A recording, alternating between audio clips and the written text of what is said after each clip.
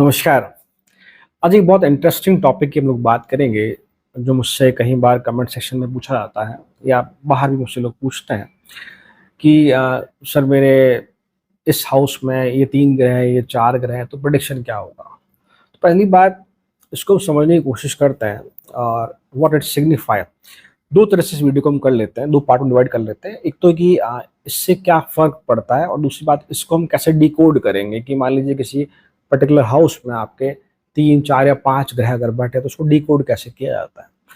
So first of all ये बहुत clear है कि मान लीजिए आपके किसी एक भाव में अगर 4 ग्रह बैठे हैं, 5 ग्रह अगर बैठे हैं, तो ये बहुत क्लियर है कि आपका उस हाउस को लेकर आपके पास कार्मिक बैगेज बहुत ज़्यादा है।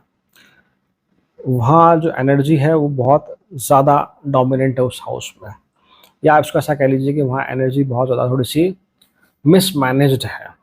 बिकॉज़ हर प्लैनेट का अपना-अपना नेचर है। कोई अग्रेसिव है, कोई बहुत सॉफ्ट हार्टेड है, कोई डिसिप्लिन का कारक है, तो वो एनर्जी वहाँ जाके मिसमैच होती है। तो उस हाउस को लेकर जीवन में डेफ़िनेटली बहुत सारी दिक्कतें, आप कह लीजिए एक साइड तो ये, और दूसरी साइड की उस हाउस से आपको बहुत कुछ मिलता हुआ देखा जाता है। 2 चीज़ें हैं यहाँ पर, या तो जीवन में उस हाउस को लेकर बहुत दिक्कतें होंगी, या दूसरी बात कि उस हाउस से आपको बहुत फ़ायदा होगा। बहुत फ़ायदा से मतलब हो सकता है कि उससे फ़ाइनेंशियली हो सकता है उससे मेंटली हो, इस तरह से कुछ चीज़ें हो सकती हैं। सो फर्स्ट ऑफ ऑल ये कैसे डिकोड किया जाए इसको? तो पहली बात देखिए, एक भाव में 4 ग्रह हो सकते हैं, 5 ग्रह हो सकते हैं, बट रिमेंबर जब हम नवमांश चार्ट उनका देखेंगे, हम D9 चार्ट में उनका प्लेसमेंट देख के काफ़ी हद तक चीज़ें जज कर सकते हैं। Because D9 chart is what कि अ, जो आपका लग्न चार्ट प्रॉमिस कर रहा है कि ये चीज़ हो सकती है, ये चीज़ नहीं हो सकती है, उस प्रॉमिस की एश्योरिटी किस हद तक वो चीज़ होगी या नहीं होगी, हम D9 चार्ट से देखते हैं। तो D9 चार्ट हमारे मैरिज को दिखाता है अनडाउटेडली, साथ ही हमारा जो फॉर्च्यून है उसको भी रिप्रेजेंट करता है। तो आप उन ग्रहों की प्लेसमेंट पहले D9 चार्ट में जाकर देखें। वहाँ से आपको काफ़ी आइडिया मिल जाएगा कि हो सकता है कि यहाँ 4 ग्रह एक ही हाउस पे है, हो सकता है वो वहाँ जाके डिस्पर्स्ड हो गए, अलग-अलग भाव में चले गए हों, तो क्लैरिटी बन जाएगी आपको। एक चीज़ तो ये। और दूसरी बात कि वो 4 ग्रह किन-किन नक्षत्रों में बैठे हैं। राशि तो सेम ही है, बट नक्षत्र सभी के अलग-अलग हो सकते हैं। मान लीजिए कि 4 ग्रह, एक ए ग्रह है और एक बी ग्रह है। ए ग्रह मान लीजिए 2 डिग्री पे है और बी ग्रह मान लीजिए आपका 25-26 डिग्री पर है। तो यहाँ वैसे ही बहुत डिफरेंस हो गया। तो ये एक 100% कंजंक्शन नहीं कहलाएगा। रिमेंबर, जैसे मान लीजिए कि किसी की 10th हाउस में मान लीजिए सूर्य बैठे हैं 2 डिग्री पे और वीनस वहीं बैठे हैं 26 डिग्री पे। तो यहाँ सन और वीनस का कंजंक्शन बहुत स्ट्रांगली कंसिडर नहीं किया जाएगा। यहाँ आपको D9 चार्ट ही क्लैरिफाई करेगा उनका एक्चुअल प्लेसमेंट। क्योंकि यहाँ पे बहुत क्लियर है कि नक्षत्र बहुत डिफरेंट है। हो सकता है कि अगर हम देखें तो एनर्जी बहुत डिफरेंट आए, एक बात ये।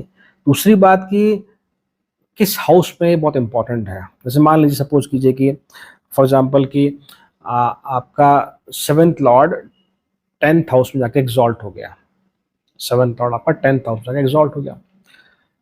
एक तो ये है, तो ये दिखाता है कि मेरी डिपेंडेंसी, मान लीजिए मेरे बर्थ चार्ट में 7th लॉर्ड 10th हाउस में एग्जॉल्ट हो गया।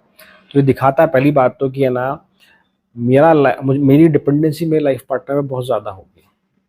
अब वो कैसे? हो सकता है करियर के थ्रू, हो सकता है फाइनेंस में मुझे हेल्प करे, या फाइनेंस में मुझे उस पर डिपेंडेंट रहना पड़े। इस तरह की बातें हो सकती हैं।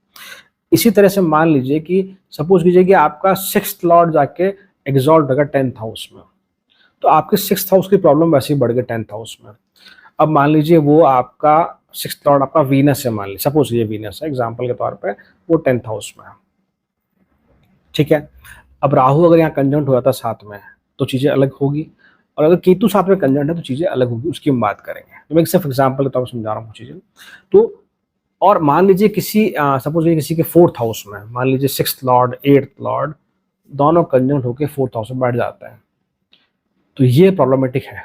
ये प्रॉब्लमेटिक है क्योंकि आपकी जो एनर्जी है, जो सडन इवेंट्स को दिखा रही है 8th हाउस की, जो आपके डीपेस्ट ऑब्सेशन डिजायर्स को दिखा रही है 8th हाउस में, और इसके अलावा जो भी 8th house house of transformation, तो वो आपका 4th हाउस में शिफ्ट हो गया।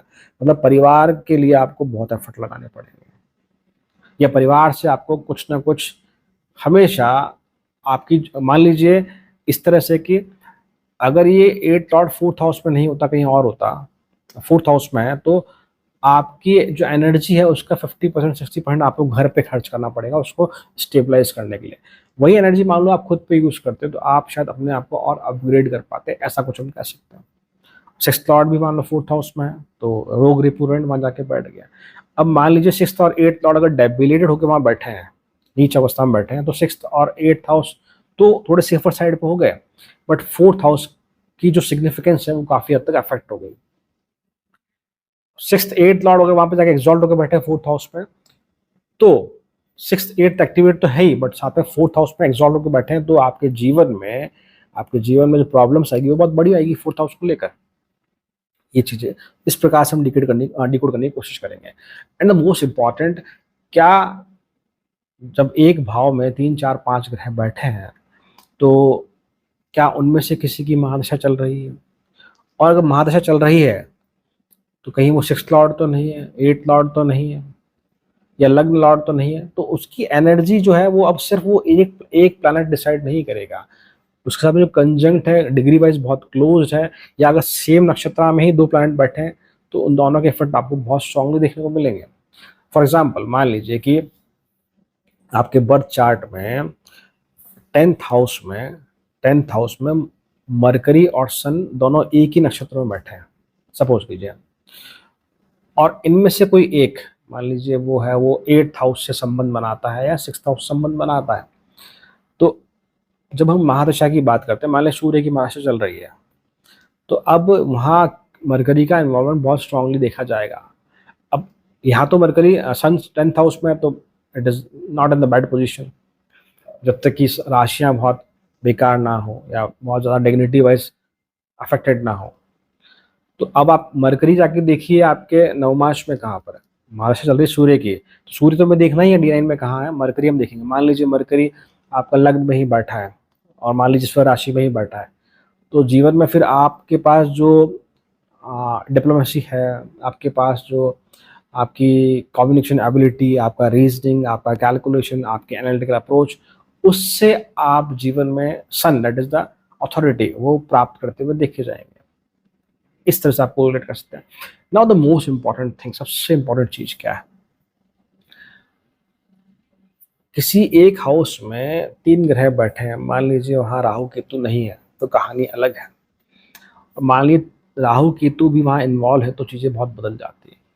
पहले हम राहु की बात करते हैं, मान लीजिए 3 ग्रह हैं और राहु साथ में बैठा है। देखो एक चीज और समझना कि सैटर्न और सन साथ में बैठे तो वैसी एनर्जी मिसमैच्ड है, ये दोनों ही ऑपोजिट प्लैनेट है, दोनों के साथ में नहीं बनती, दोनों मित्र नहीं, आप ऐसे समझ लीजिए सिंपल भाषा में। तो मान लीजिए कि किसी के बर्थ चार्ट में राहु वीनस मरकरी और राहु वीनस मरकरी और शुक्र मान लीजिए सप्तम भाव में बैठे हैं, सपोज कीजिए for example Rahu Venus mercury और एंड व्हाट वी से मार्स, थोड़ा स्किप कर गया, I repeat again, Rahu Venus Mars mercury ये बैठे हैं आपके 7th हाउस में। तो कहानी ऐसी होगी कि एक तो कि आपके लाइफ में छोटे छोटे रिलेशनशिप होते हुए देखे जाएंगे, इजीली ब्रेक हो जाना या इजीली किसी तरफ अट्रैक्ट हो जाना, इस तरीके से बनती हुई देखी आएगी। आपको लाइफ पार्टनर बहुत अलग तरह का चाहिए होगा, आपसे डिफरेंट, मतलब कि मान लीजिए आपकी कम्युनिकेशन अगर थोड़ी वीक है तो आप चाहते हैं कि आपका लाइफ पार्टनर का कम्युनिकेशन बहुत स्ट्रांग हो।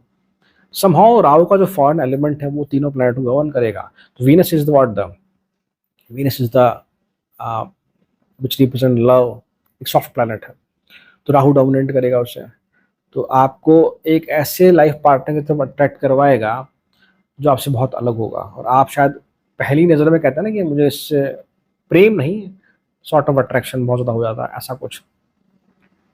साथ में मार्स भी है तो मार्स सपोर्ट करेगा, नहीं शादी तो इससे ही करनी है मुझे, ऐसा कुछ। Mercury is neutral year, mercury का बहुत इफेक्ट नहीं है यहाँ पर, बट राहु डोमिनेंट इस तरह से। अब मान लीजिए कि यहीं पे 7th हाउस में आपके केतु है, Ketu Venus Mars and mercury है, तो मरकरी फिर से न्यूट्रलाइज है, क्योंकि रिलेशनशिप में मरकरी का इन्वॉल्वमेंट है अनडाउटली, राहु के केस में भी है। मरकरी सप्तम भाव में शुभ नहीं माना जाता, बिकॉज आप रिश्तों में अपनी इंटेलेक्ट, अपनी एनालिटिकल अप्रोच यूज नहीं कर सकते। अब देखो केतु है, तो अब देखो पहली बात दिक्कत क्या है कि मान लीजिए केतु और मरकरी साथ बैठे हैं, हम भी अभी वीनस और मार्स की बात नहीं कर रहे हैं, केतु वीनस है, केतु मरकरी है, तो मरकरी मान लो आपके थर्ड लॉर्ड है, तीसरे भाव का स्वामी है, तो आपके भाई बहनों से आपकी इजीली नहीं बनेगी, तो पहली दिक्कत तो ये आ गई। हम मान के चल रहे हैं ये सारा कंजंक्शन डिग्री वाइज बहुत क्लोज है। और दूसरी बात की, अब सपोज कीजिए कि आपके जो वीनस है वो मान लीजिए कि आपके फोर्थ लॉर्ड है, सपोज कीजिए चौथे भाव के स्वामी है, वो वहाँ बैठे हैं, तो घर में हमेशा दिक्कतें होना, या घर की वजह से मैरिज लाइफ अफेक्ट होना, या मैरिज लाइफ की वजह से हमारा जो घर है वो अफेक्ट होना, मदर की हेल्थ को इश्यू होना, इस तरह की दिक्कतें होंगी। मतलब कि केतु वहाँ है, कंजंक्ट है किन्हीं भी प्लैनेट के साथ, 2 3 4 के साथ अगर कंजंक्ट है, तो फिर आपकी लाइफ में मान के चलिए कि जैसे मान लीजिए 3 प्लैनेट हैं और एक केतु है, 4 हो गए एक हाउस में, कहीं बैठा हो, किसी भाव में बैठे हैं चारों ग्रह, केतु के साथ कंजंक्ट है, तो आप मान के चलिए कि आपकी लाइफ में काफ़ी चीज़ें पीछे छूट जाएगी, बिकॉज कीटो इज द कारक ऑफ डिटैचमेंट। छूट जाएगी से मतलब मेरा ऐसा है, कोई प्लैनेट आपका 5th लॉर्ड होगा, कोई प्लैनेट आपका 6th लॉर्ड होगा, कोई प्लैनेट आपका लग्न लॉर्ड होगा, तो लाइफ में एफर्ट बहुत ज़्यादा बढ़ जाएंगे, एफर्ट्स बहुत ज़्यादा बढ़ जाएंगे। तो मेरे हिसाब से केतु का कंजंक्ट होना यहाँ पर थोड़ा सा प्रॉब्लम क्रिएट करता है। तो हम 7th की बात कर रहे थे, 7th में केतु और विनस थे, तो केतु विनस का मतलब यहाँ पर यह है कि आप अपनी मैरिज लाइफ में, रिलेशनशिप में पहले बेस्ट एफर्ट लगाएंगे, और जिससे आपको लगेगा कि नहीं सामने वाला एफर्ट नहीं लगा रहा, फिर आप एफर्ट लगाना बिल्कुल छोड़ देंगे, because Ketu is the Ketu ये है कि गिव अवे, जो चीज़ों को छोड़ने में बिलीव करता है, लेट गो, पहले मैं मेरा बेस्ट दूंगा, मुझे सामने से रिस्पॉन्स नहीं मिला तो फिर मैं मेरा एफर्ट लगाना छोड़ दूंगा। This is the nature of Ketu when it conjunct with either of planet. वो डिपेंड करता है प्लैनेट किस चीज़ को रिप्रेजेंट करता है। मैंने वीनस एग्जांपल दिया, दैट इज द मैरिज, सुख, sex and all this type of things. तो ये चीज़ें हैं, तो आपको चीज़ें समझनी होंगी, इस तरह से हम चीज़ों को एनालाइज कर सकते हैं।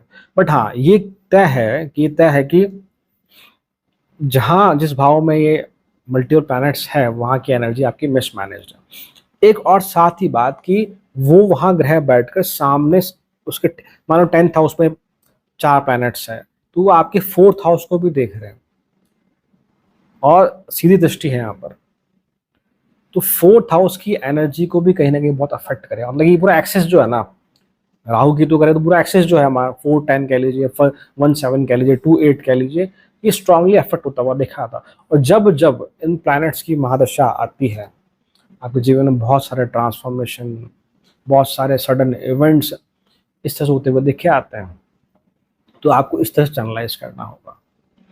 बाकी अगर हम कोई एक पर्टिकुलर चीज़ ही देखना चाहते हैं कि सिर्फ 10th हाउस में है, तो फिर हमें D10 चार्ट भी देखना होगा, कौन सा सैटर्न का प्लेसमेंट वहाँ कैसा है, ये चीज़ समझें।